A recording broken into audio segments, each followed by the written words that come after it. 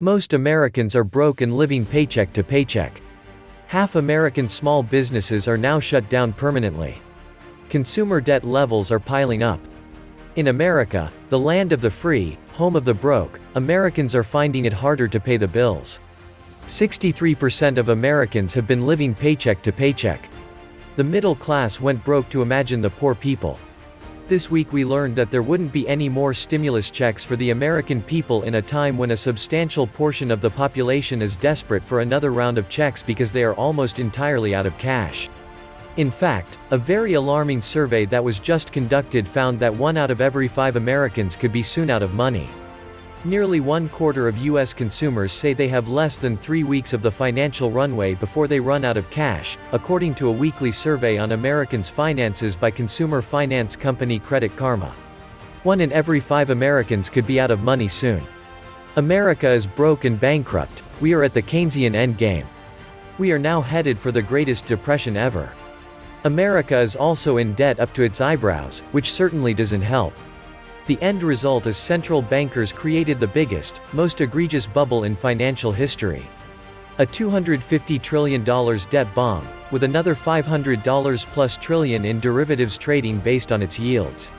To put this into perspective, the tech bubble was about $15 trillion in size. The housing bubble, which triggered the 2008 crisis, was about $30 trillion in size. The bond bubble is over $250 trillion in size. Some $50 trillion of this is in sovereign debt, with the rest coming from corporate debt, mortgages, auto loans, credit cards, and the like. The $2.5 trillion stimulus money is only going to go to the gangsters, the bankers, just like last time. The bankers are laughing because they already stole tens of trillions post-2008 with all the politicians on top of the trillions they stole pre-2008. Tens of trillions are hidden in offshore Cayman accounts. The central banks have created what can only be called a super bubble on steroids. 93% of global economies are contracting, and 7% of global economies are collapsed. Central banks are buying everything in sight with newly printed capital. Capital that will be worth next to nothing when it trickles down to you. But that's the plan. The Federal Reserve is simply finishing its mission from its inception in 1913. Their plan is and has always been to be the buyer and lender of last resort. The end goal is to own it all by destroying the currency. Once they own it all by creating a currency crisis, they will roll out their digital cryptocurrency, Fed Coin, which is based upon their test pilot program, better known as Bitcoin. Welcome back to the Atlantis report.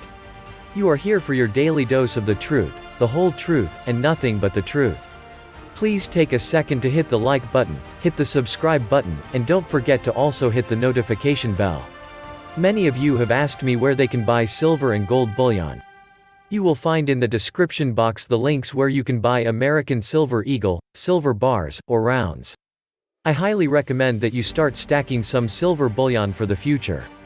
It's the lockdowns, they have paralyzed the economy. You can't shut people down from making ends meet. Dying is one thing. Being broke from not working is another. It doesn't need to be both. So 100% of oligarchs are getting wealthier while 93% of everyone else is getting poorer.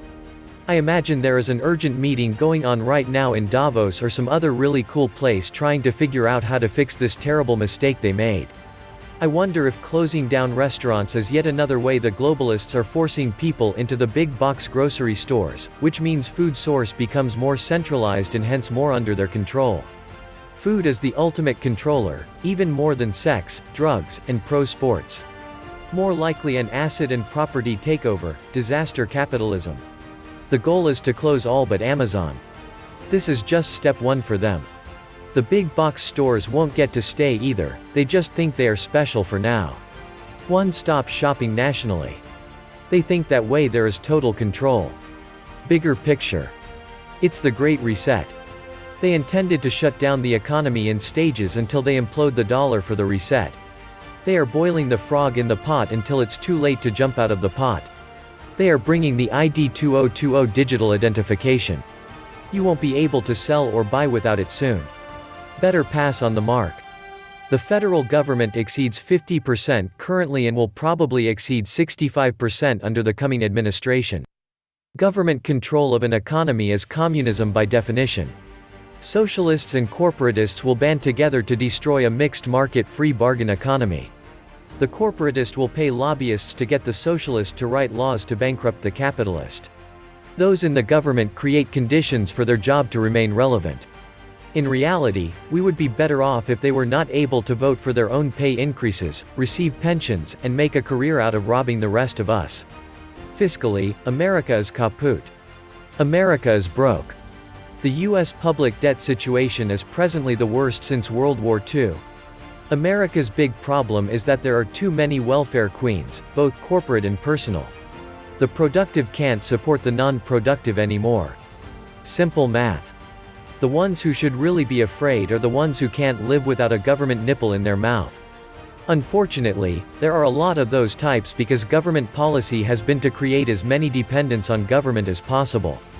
50 years of globalism created a couple of hundred billionaires and bankrupted everyone else. 1913, the year control of the economy was given to foreign banks. 1963, Kennedy hit, the year the middle class was assassinated. $40 trillion of pension funds invested by Wall Street in China alone. $27 trillion of debt run up. 30 million U.S. jobs offshore to China, including 6 million manufacturing jobs. 100 million immigrated into the U.S. in the past 50 years. 50 million illegals.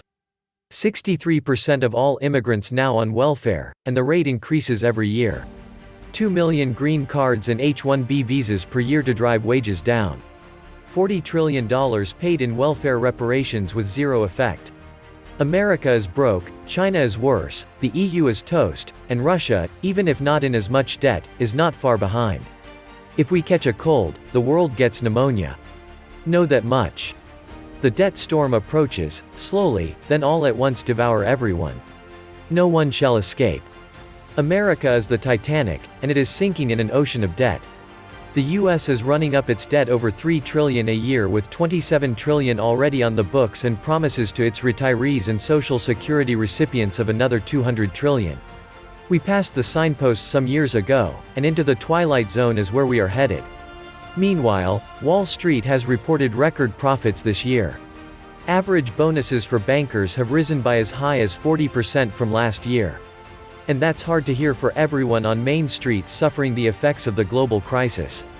The banks want us to pay their bad debts. They are not too big to fail. They are a bunch of money junkies that want every penny we worked for. And here is more sickening food for thought. Americans owe over $11 trillion in home mortgage debt, and that's just for 1 to 4 family. It does not include multi-family and commercial mortgage debt. That number was only $2.6 trillion in 1990, now less than 20 years later, it is over $11 trillion. And we owe over $2.5 trillion in another consumer credit-related debt: cars, boats, RVs, credit cards. Credit cards make up a little less than $1 trillion of that $2.5 trillion total.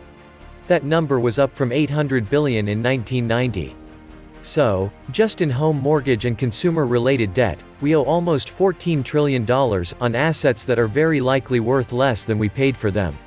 What's worse, we do not pay the low interest rates on our debt that the government spends on its debt. Household debt has been growing for 5 years, but mortgage balance growth has been on a slower incline since it stopped declining in 2013. When the Federal Reserve lowered interest rates in 2008 to fight the recession, giving consumers more incentive to pursue the typical 3 to 5 year loan for autos, it kick-started a trend that has held true today. Auto loans continue to increase because of low interest rates. Student loans, they continue to escalate. When the Bankruptcy Protection Act of 2005 was passed, making it more difficult for people to file for bankruptcy, there was a turn toward credit cards in a desperate attempt to pay bills. So credit card debt soared, reaching its all-time peak of $1.028 trillion in July 2008, an average of $8,640 per household. Most of that debt was due to unexpected medical bills. Banks followed suit, cutting back on consumer lending when the Dodd-Frank Wall Street Reform Act increased regulations over credit cards. By April 2011, credit card debt fell to $839.6 billion, a figure that has remained somewhat flat, although the average American household still owes $8,398. People are freaking out about the national debt, but at least the government can tax and print money. And how about state debt? While Americans as a whole carry significant amounts of debt, each state has its own unique problems. The makeup of state-specific debt reflects not just the national economy but also factors like unemployment rates, the worth of homes, and the cost of college. Credit policies long pursued by central bankers based on the Keynesian model of rising inflation have brought the United States to the brink of economic collapse. In the final analysis, even wealthy nations cannot afford to live beyond their means to support progressives, social justice, welfare programs. Nearly all the developed world is at the Keynesian end game, and the end of the dollar, unless we find a wholly new source of national wealth. Globalization and free trade agreements have led to the outsourcing of well-paying jobs from the advanced nations and a boost to the growth of developing countries. Unless reversed, this trend will continue to the detriment and ultimate collapse of Western economies.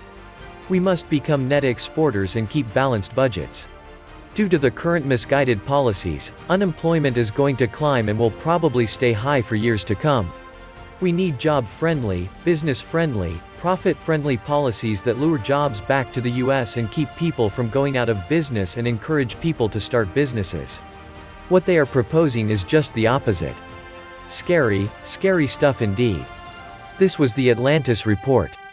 Please like, share, leave me a comment, subscribe. And please take some time to subscribe to my backup channels. I do upload videos there too. You'll find the links in the description box. You will also find a PayPal link if you want to make a donation. Thank you wholeheartedly to all those of you who have already donated. Stay safe and healthy, friends.